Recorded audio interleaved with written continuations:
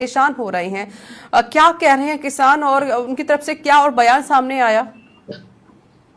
देखिए, बिल्कुल मेरी किसानों से ऋचा बात हुई थी, तो किसानों का कहना था कि अगर इन दिनों में अगर बारिश हो जाती है तो निश्चित जो पकी पकाई फसल है उसको बेहद नुकसान हो जाएगा। क्योंकि देखिए, जब गेहूं की फसल होती है ना ऋचा, इस समय पूरी तरह पककर तैयार होती है, और जब मौसम का बदलाव होता है ना कई समस्याएं हैं वो उत्पन्न हो जाती है। सबसे बड़ी समस्या किसान के लिए जो आती है ना, वो सबसे बड़ी समस्या आती है कि जब जैसे ही मौसम का बदलाव होता है ना, तो मजदूरी की जो रेट है वो 4 गुना पहुंच जाती है। यानी कि मजदूर मिलना भी मुश्किल हो जाता है, क्योंकि हर किसान को यही जरूरत होती है कि जल्द से जल्द मेरी फसल कटे और फसल कटकर मेरे घर तक पहुंच जाए, क्योंकि ये पकी पकाई फसल है। इस समय अगर किसान को बारिश होती है और नुकसान होता है ना, तो आप निश्चित मान लीजिए कि धरती पुत्र किसान के ऊपर आफत की जो बारिश है वो होगी। अगर ये बारिश होगी ना ऋचा, तो हम इसे आफत की बारिश कहेंगे किसान के लिए, क्योंकि इस तरीके के मौसम का बदलाव होता है ना, तो समस्या उत्पन्न हो जाती है। देखिए, मौसम के बदलाव के चलते किसान तो परेशान नहीं है, वही मैं अगर कोड़ा भीम के उप जिला अस्पताल की बात करूं तो ऋचा ओपीडी 1000 से पार चल रही है, क्योंकि मौसम का बदलाव है।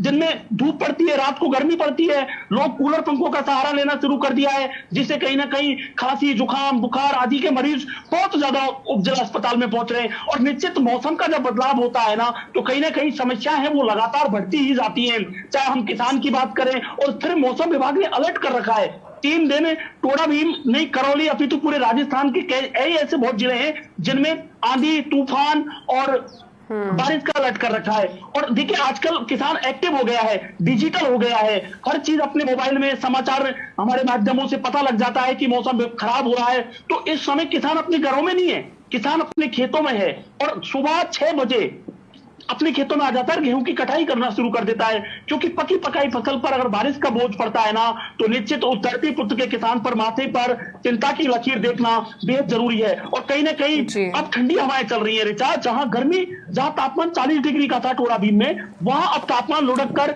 28 से 29 डिग्री रह गया है। जाहिर सी बात है सुमित, ये महीनों की जो मेहनत है ये एक पल में ही खराब हो सकती है, जिसको किसान परेशान भी हो रहे हैं। रुक कर लेते हैं अब सीधे चूरू का संवाददाता